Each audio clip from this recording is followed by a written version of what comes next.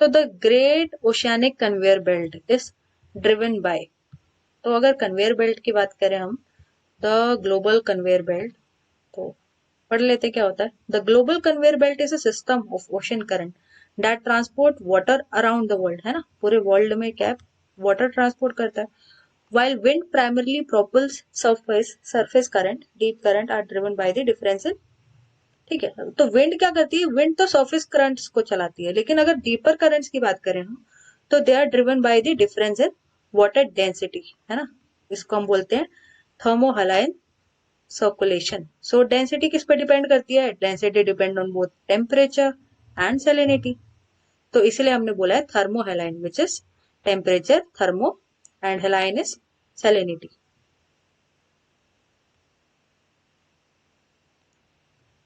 तो ये आप पढ़ लेना अगर आपको मन किया. ये मैंने ऐसे लिख दिया था कि जो नॉर्थ अटलांटिक है वो ज्यादा सॉल्टियर है और कोल्डर है than the Pacific.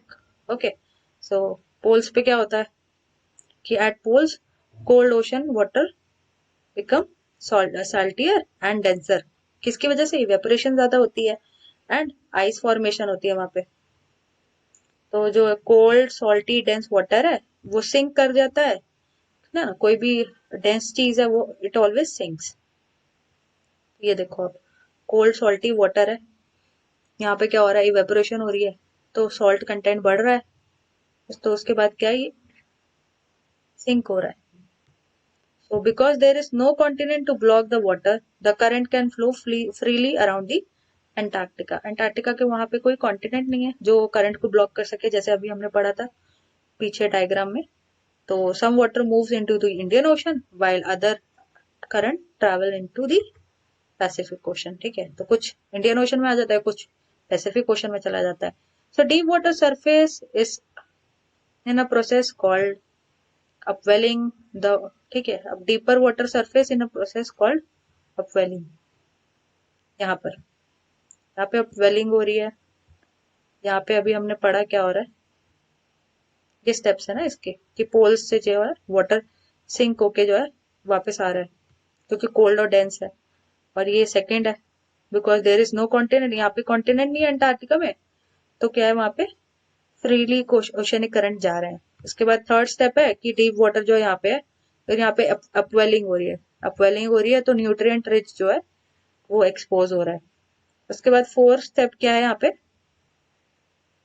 The warm surface current flows not toward the Greenland completing the cycle. ठीक है, अब जो वार्म करंट है वो आखिरी में लास्ट में कहा जाएगा ग्रीनलैंड की तरफ. तो ये क्या है, ये साइकिल ऐसे ही कंप्लीट होगा.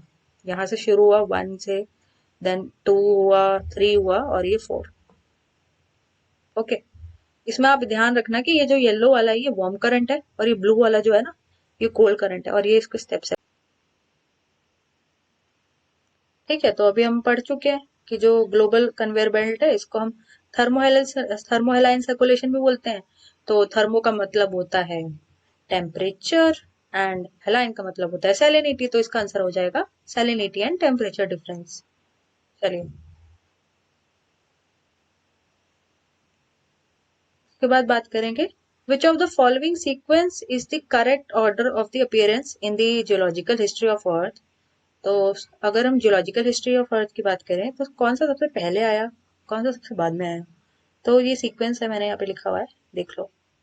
सबसे पहले fish and marine plants, then land plants, amphibian on land, reptiles, dinosaur and mammals, birds, flowering plants, well bird, modern animals and humans. Okay, तो अगर हम सीक्वेंस देखें,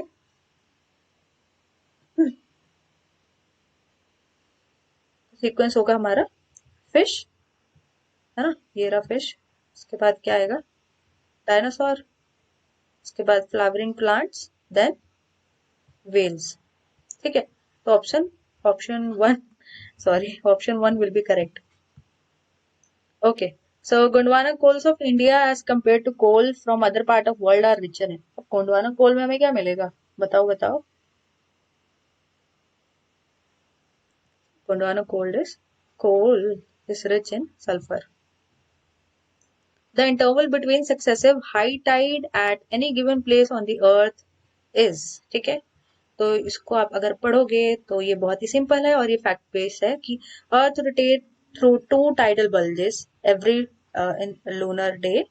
So continental areas experience on two highs and two lows tide every 24 hours or 15 minutes में, ठीक है.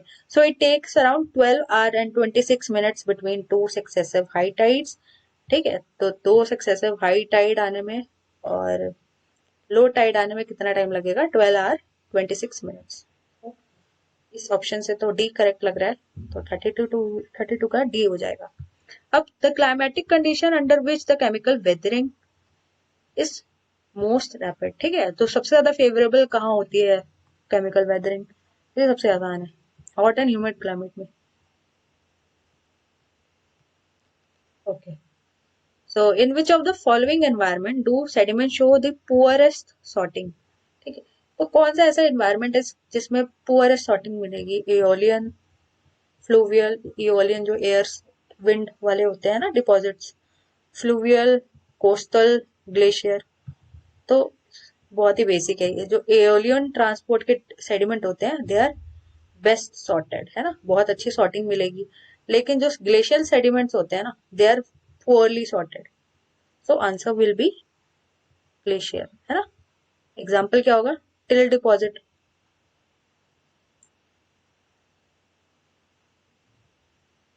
Till deposit, TILL, ठीक है. तो टिल डिपॉजिट जो है they have poor sorting.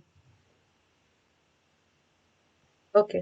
So in the increasing order of resistance to chemical weathering the correct sequence of mineral is. तो ये तो मतलब लास्ट ईयर भी मुझे लग रहा है आया था किसी एग्जाम में. तो ये किसके ऊपर बेस है? It is based on the Goldich stability series, जिसको हम बोलते हैं रेजिस्टेंट टू वेदरिंग, है ना. तो इसमें क्या होगा कि सिंपली जो हमारा बावन रिएक्शन सीरीज था, BR लिख देती हूँ यहाँ पे मैं, बावन रिएक्शन सीरीज था उसका ऑपोजिट हो जाएगा. अब बावन रिएक्शन सीरीज की वीडियो देखनी है तो मैं यहाँ पे जो है ऊपर आइकन बना होगा एक, वहां पे आ जाएगा या फिर नीचे डिस्क्रिप्शन में डाल दूंगी. सो गोल्डन स्टेबिलिटी सीरीज क्या है कि ये बावन रिएक्शन से उल्टी चलती है ना. तो इसमें क्या है कि जो क्वार्ट्स होगा it is most stable and olivine it will be least stable, ठीक है. तो अगर हम ऑप्शन में देखें तो chemical in the correct sequence of resistant to weathering हमारा होगा फर्स्ट करेक्ट, ठीक है.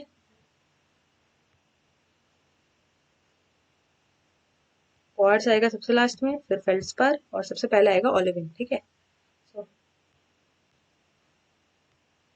देखो यहाँ पे ओलिविन, क्वार्ट्स, फेल्डस्पार, ठीक है.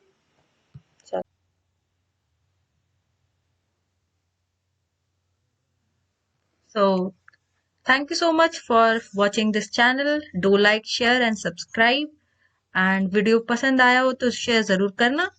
And keep watching and wait for the next one. So thank you so much.